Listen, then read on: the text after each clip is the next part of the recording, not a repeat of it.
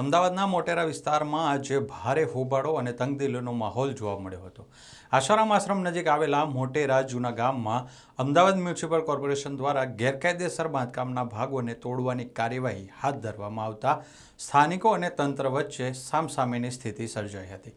એએમસીની team પોલીસના ભારે બંદોબસ્ત સાથે સ્થળ પર પહોંચતા જ રહેવાસીઓ રસ્તા પર ઉતરી આવ્યા હતા અને મહિલાઓના આક્રંદ, બાળકોની ચીસો અને યુવાનોનો આક્રોશ તે ઉપરાંત જેસીબીના ઘોંઘાટ વચ્ચે આખો વિસ્તાર જાણે કે યુદ્ધના મેદાનમાં ફેરવાઈ ગયો હોય તેવા દ્રશ્યો જોવા મળ્યા હતા। નમસ્કાર દર્શક મિત્રો, એચડી ન્યૂઝમાં આપનું સ્વાગત છે અને હું છું આપની સાથે આલોક। અમદાવાદના મોટેરા વિસ્તારમાં આજે વહેલી સવારે જ અસામાન્ય હલચલ જોવા મળી હતી। મોટેરા જૂના ગામમાં રહેતા લોકો માટે આજનો દિવસ ચિંતાથી ભરેલો હતો। સવારથી જ લોકો પોતાના મકાનની બહાર ભેગા થવા લાગ્યા હતા। કોઈ પોતાના ઘરના દસ્તાવેજો હાથમાં લઈને ઊભા હતા તો કોઈ અધિકારીઓને પોતાની રજૂઆત કરવા માટે આતુર હતા। લોકોનું કહેવું હતું કે તેઓ વર્ષોથી અહીં રહે છે અને અચાનક ઘર ખાલી કરવાની ફરજ પડતા તેમના પરિવારો સામે મોટું સંકટ ઊભું થયું છે। થોડા સમય બાદ એએમસીની ટીમ અને પોલીસનો કાફલો સ્થળ પર પહોંચ્યો હતો। કાર્યવાહી દરમિયાન કોઈ અનિચ્છનીય ઘટના ન બને તે માટે એક એસીપી, 5 પીઆઈ, 10 પીએસઆઈ અને આશરે 150 જેટલા પોલીસ કર્મચારીઓ તૈનાત કરવામાં આવ્યા હતા। સાથે 5 જેસીબી મશીનો પણ સ્થળ પર લાવવામાં આવ્યા હતા। અધિકારીઓ ગ્રામમાં પ્રવેશતા સ્થાનિકોએ વિરોધ શરૂ કર્યો હતો અને રહેવાસીઓએ પોતપોતાના મકાનના દસ્તાવેજો બતાવીને કાર્યવાહી રોકવાની માંગ કરી હતી। લોકો સતત અધિકારીઓને વિનંતી કરી રહ્યા હતા કે તેમને વધુ સમય આપવામાં આવે અથવા કોઈ યોગ્ય વિકલ્પ આપવામાં આવે। પરિસ્થિતિને જોતા એએમસીના અધિકારીઓએ માઇક દ્વારા જાહેરાત કરી હતી કે તમામ રહેવાસીઓએ આગામી 30 મિનિટમાં પોતાના મકાન ખાલી કરી દેવા। આ જાહેરાત થતાં સમગ્ર વિસ્તારમાં ગમગીની અને ગભરાટનો માહોલ છવાઈ ગયો હતો। ઘણા લોકો પોતાના ઘરની અંદરથી સામાન બહાર કાઢવા માટે દોડધામ કરવા લાગ્યા હતા, ત્યારે મહિલાઓ ઘરના જરૂરી સામાનને સુરક્ષિત કરવાની કોશિશ કરી રહી હતી। બાળકોને હજુ સમજાતું નહોતું કે આખરે શું થઈ રહ્યું છે, પરંતુ માતા પિતાની ચિંતા અને આસપાસના વાતાવરણને જોઈ તેઓ પણ ભયભીત થઈ ગયા હતા।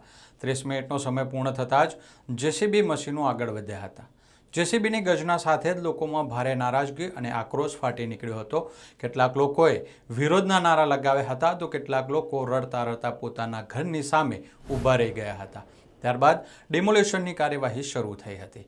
જેસીબીના ઘા સાથે એક પછી એક બાંધકામના ભાગો ધરાશાયી થવા લાગ્યા હતા અને ધૂળના ગોટે ગોટા ઉડતા હતા, ત્યારે સમગ્ર વિસ્તારમાં ભારે અફરાતફરીનો માહોલ સર્જાયો હતો। આ દરમિયાન હૃદયદ્રાવક દ્રશ્યો પણ સામે આવ્યા હતા।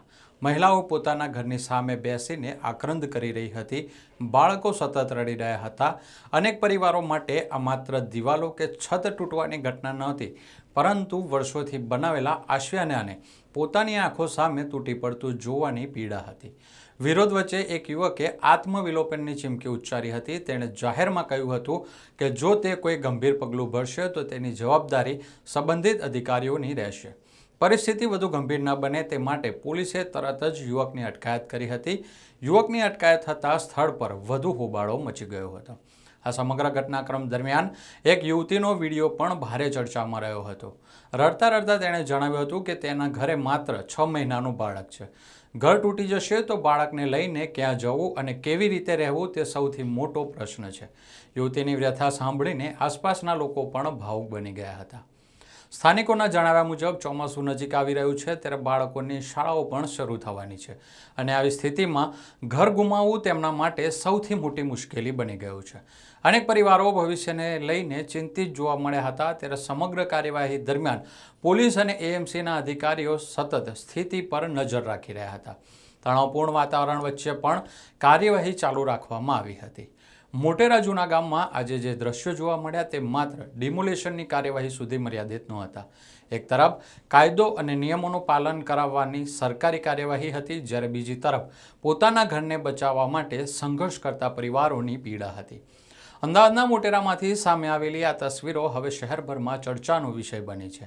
મહિલાઓના આંસુ, બાળકોનો ડર, યુવાનોનો આક્રોશ અને જેસીબીના ઘોંઘાટ વચ્ચે આજે મોટેરા જૂના ગામે એક એવો દિવસ જોયો જેને ત્યાંના રહેવાસીઓ કદાચ લાંબા સમય સુધી ભૂલી શકશે નહીં। નોટિસ નથી આપેલી। કાલ સાંજે પોલીસવાળા આવ્યા હતા, ખાલી અમને એટલું કીધું કે હવે આવતીકાલે તમારા ઘર તોડવા માટે અમે જેસીબી લઈને આવવાના છે અને અત્યારે સવારે ડીસીબીવાળા આવ્યા અને અડધો કલાકનો ખાલી ટાઈમ આપ્યો કે 30 મિનિટનો તમને ટાઈમ આલીએ છીએ અને તમે તમારું સામાન લઈને બહાર કાઢો। હવે એમ કહો આવડું મોટું ઘર હોય ને મારા કાચ લાગેલા છે, એસએસ લાગેલું છે, આટલું ખર્ચો કરીને મેં ઘર બનાવ્યું છે, ચલો આપણે માન્યા કે થોડું ઘણું વધારનું છે તો અમે કીધું ભાઈ તમે માપણી અમને કરીને આપો, અમે અમારી જાતે જ તોડી દઈશું. હવે એવી રિક્વેસ્ટ કરીને બી આવી છું મહેશ તબિયાર સાહેબને અને પછી રાવલ સાહેબને. હવે એ લોકો શું કરે છે, એ મહેશ તબિયાર સાહેબને તો મને એમ જ કીધું કે તો તમારે લેવા દેવા, બરોબર, અમારે કશું લેવા દેવા નથી, અમે તો તમારું ઘર તોડીશું જ. હવે આ ઘર જેસીબીથી તૂટશે તો એટલે આખો જ ઘર થઈ જવાનું છે. હવે અંદર જે સામાન છે, જે નુકસાન મને થશે, જે મારા છોકરાઓ છે એ સડક ઉપર આવશે તો એની જિમ્મેદારી કોણ લેશે? સરકાર લેશે? તંત્ર લેશે? કોઈ કાની જવાબદારી છે કે મારે આજ બી જે બી નુકસાન થાય? હવે મારા છોકરાઓને સ્કૂલ ચાલુ થયું છે, પેલું 6 મહિનાનું જો તમને બતાવી શકું છું, પેલું 6 મહિનાનો મારો છોકરો છે. હવે આવી તાપમાં એ બહાર છે, ઘરના બહાર. આ ઘર તૂટશે એના પછી તો આ પડવાનું જ છે. આગળ પેલા ભૌમિકભાઈનું ઘર તોડ્યું કે 50 વારથી વધારે જે હોય એ જ તોડીશું. હવે એમનું જેસીબીથી ઘર તોડ્યું છે તો આખું જ ઘર એમનું તૂટી ગયું છે. હવે એમને ક્યાં રહેવાનું? એવી રીતના અગર મારી હાલત થઈ તો હું ક્યાં જઈશ? તમને રહેવા માટે વૈકલ્પિક વ્યવસ્થા કરી આપી? કોઈ વ્યવસ્થા અમને કરી આપી નથી. બસ સરકાર અમારું ઘર લેવા માંગે છે અને એના સામે કશું આપવા માંગતી નથી. ઘર તૂટી જશે પછી શું કરશો? પછી કશું નહીં, આ રોડ ઉપર જ રહેવાનું છે ને. પછી રોડવાળાને બી એ લોકો એવી રીતે ગાય બકરીની જેમ ભરશે. એટલે સરકારને શું કહેવું? કશું નહીં, અમે એવું નહીં કે એ લોકોને ડેવલપમેન્ટ કરવું છે, ચલો સ્ટેડિયમ બની ગયું, રિવરફ્રન્ટ બની ગયું એટલે એ લોકોને આ એરિયાનું ડેવલપમેન્ટ કરવું છે એટલે અમે સમજીએ છીએ, અમે એમના સાથે બી છે. એવું નથી કહેતા કે તમે ડેવલપમેન્ટ ના કરો, પણ ડેવલપમેન્ટ તમે અમારા માટે કરો છો તો અમારે રિક્વાયરમેન્ટ તો તમે ફૂલફિલ કરો. અમે તમને વળતર માગીએ છીએ કે ભાઈ અમે જે વળતર છે એ મને આપી દો, અમે જતા રહીશું અહીંથી. કશું અમારે કોઈને લેવા દેવા બી નથી. અમે અમારું ભવિષ્ય જોવાનું છે. આખી જિંદગીની કમાણી લગાવીને ઘર બનાવ્યું છે. હવે એ ઘર જતું રહેશે તો અમે તો 20-25 વર્ષ પાછળ જતા રહીશું. પછી મારું ભવિષ્ય શું, મારા છોકરાનું ભવિષ્ય શું?